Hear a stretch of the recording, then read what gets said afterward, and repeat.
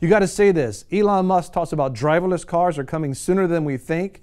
He wants to launch over 4,000 satellites in space, low-flying satellites to be able to take over the internet. What's going on? Check it out. Could you imagine, have you had anything that happened in your life that just interrupted your life? I mean, you had all these plans and something happened that you had to change all your plans. Well, guess what? It's about to happen in the world. The world is about to be interrupted. At the it's the World Government Summit in Dubai.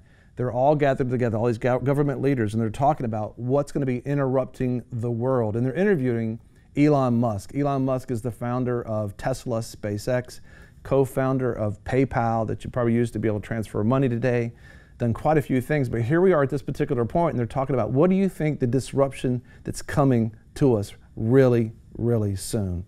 Take a look. What's next in technology? What's next in technology? That will disturb the way we live, the way we think, the way we do business.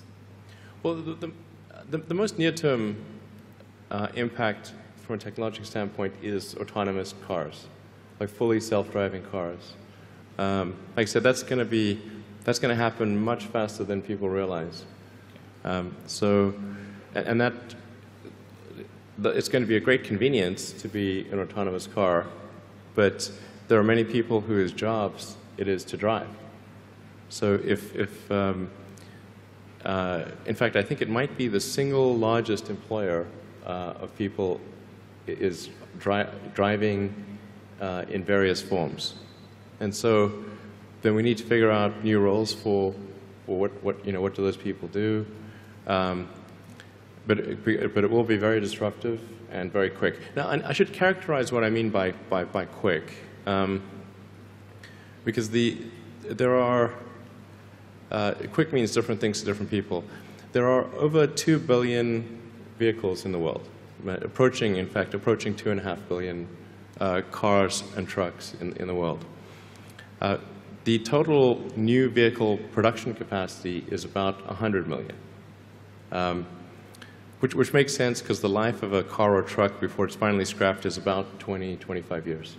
So, so the point at which we see full autonomy appear will not be the point at which there is massive societal upheaval, because it will take a long time to make enough autonomous vehicles to disrupt employment. So that disruption I'm talking about will take place over about 20 years.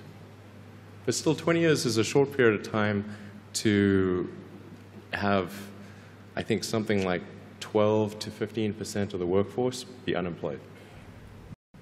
12 to 15% of the workforce unemployed. No more driving the vehicles. When he talks about 20 years, that's every single car transitioned over in 20 years, which means immediately this thing is going to begin to kick in. And it's going to disrupt. Imagine if you didn't have your car. And some of you that live in cities, you never had a car. Some of you never had a driver's license because you're using a subway or you're using taxis. But most of America rides around, they live pretty far away from their work and pretty far away from their church, and they do drive distances. Well, imagine that changing. They're saying that's going to be changing. And you think about what's going to take so long. We're going to be talking about in this program, they're talking about rebuilding all the infrastructure. Right now we use cell towers and cable and that type of thing to communicate. But imagine this man you just saw, Elon Musk, he just, according to Business Insider, he asked the FCC, the Federal Communication Commission, permission to launch 4,425 satellites. I mean, think about that. 4,425 satellites. You know why they're doing that?